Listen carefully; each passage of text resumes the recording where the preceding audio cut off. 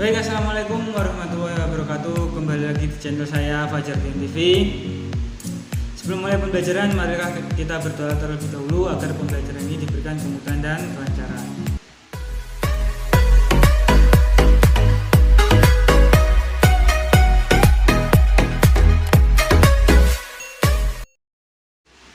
Baik, masih melanjutkan materi pertemuan kemarin. Kita melanjutkan di aspek pengolahan mapel prakarya kelas 9 tentang pengolahan hasil peternakan perikanan dari setengah jadi ya.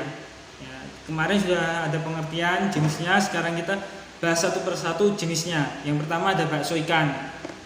Keterangannya adalah bakso ikan adalah olahan ikan yang terdiri dari beberapa pilihan bahan pokok seperti ikan, tuna, surimi, udang, kakap, dan marin. Ingat, ini hanya nama-nama ikannya saja, yang diambil adalah dagingnya. Daging tuna, daging udang dicampur jadi satu. Diramu dengan tepung tapioka dan racikan bumbu istimewa, masing-masing mempunyai rasa khas yang menggugah selera. Kalau sekarang ditambah lagi dengan bahan-bahan tertentu sehingga membuat bakso itu kenyal, tahan lama. Itulah termasuk jenis bakso ikan. Yang kedua, dendeng cumi. Keterangannya adalah makanan yang kering sebagai salah satu produk awetan yang diolah secara tradisional hingga modern dan sangat populer di masyarakat Indonesia. Kan? Kering karena dijemur ya, terus awetannya diolah secara tradisional menggunakan garam.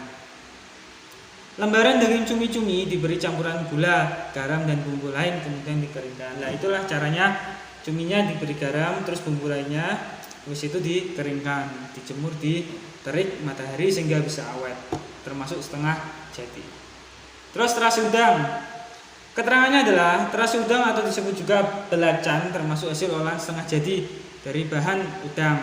Ya, yang terasi yang sering kalian jumpai sehari-hari baunya nggak enak itu ternyata dari bahan udang. Jenis udang yang biasa digunakan untuk membuat terasi adalah udang rebon atau udang yang berukuran kecil. Biasanya udang-udang kecil itu ya, yang warnanya coklat-coklat itu, terus dihaluskan, digiling, diberi campuran bahan tertentu dan bisa jadi terasi, dikeringkan.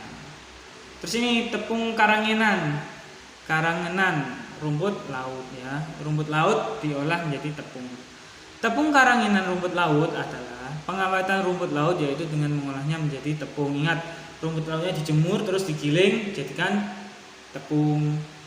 Fungsinya sebagai stabilator atau pengatur keseimbangan, thicknecker, bahan pengental, gelling agent, pembentuk gel, pengemulsi, dan lain-lainnya. Itulah fungsi dari tepung rumput laut atau disebut tepung karangenan.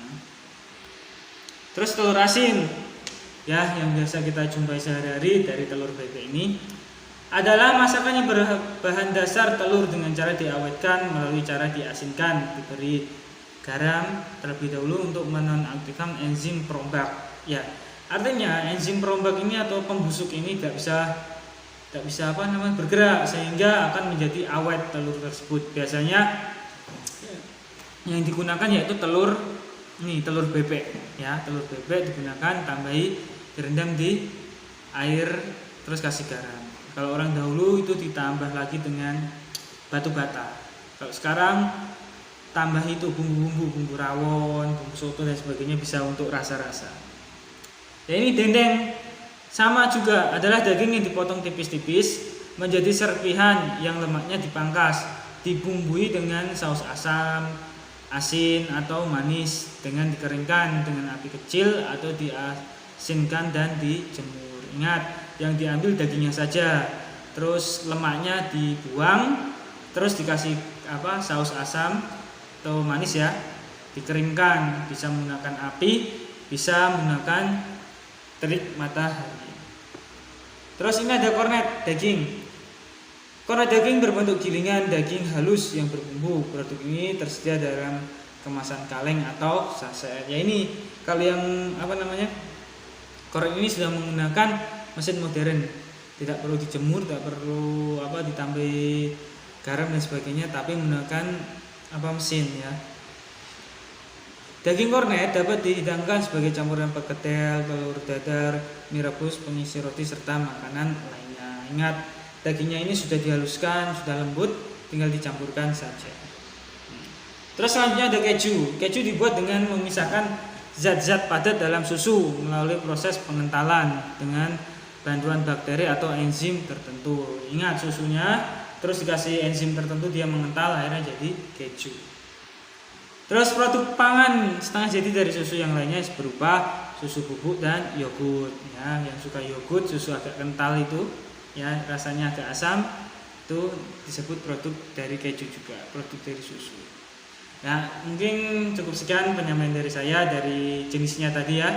Dari yang pertama ada bakso sampai ke keju. Nah, sekarang waktunya tugas. Tugas yaitu sebutkan teknik pengolahan bahan pangan yang terkandung dalam jenis olahan setengah jadi berikut. Nah, bahannya ada apa saja ya? Teknik pengolahannya ya, ada bakso ikan, pengolahannya dengan merebus, menggoreng, bisa kan? Dendeng dengan jemur, diapakan lagi kalau bisa, terus terasi udang diapakan, terus tepung rumput laut diapakan. Ingat teknik pengolahan bahannya ya. Teknik pengolahan kelas 78 sudah saya beritahu, ada banyak itu, menggoreng, merebus, menumis, terus steam dan sebagainya. Terus ketentuan tugasnya, kerjakan tugas yang saya sampaikan tadi, tulis di buku tulis, di foto dan diupload di Google Form. Jangan lupa sertakan nama nomor absen kelas, dikumpulkan terakhir seminggu dari sekarang.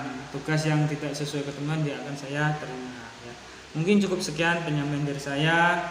Kita berjumpa lagi di konten selanjutnya. Terima kasih. Assalamualaikum warahmatullahi wabarakatuh.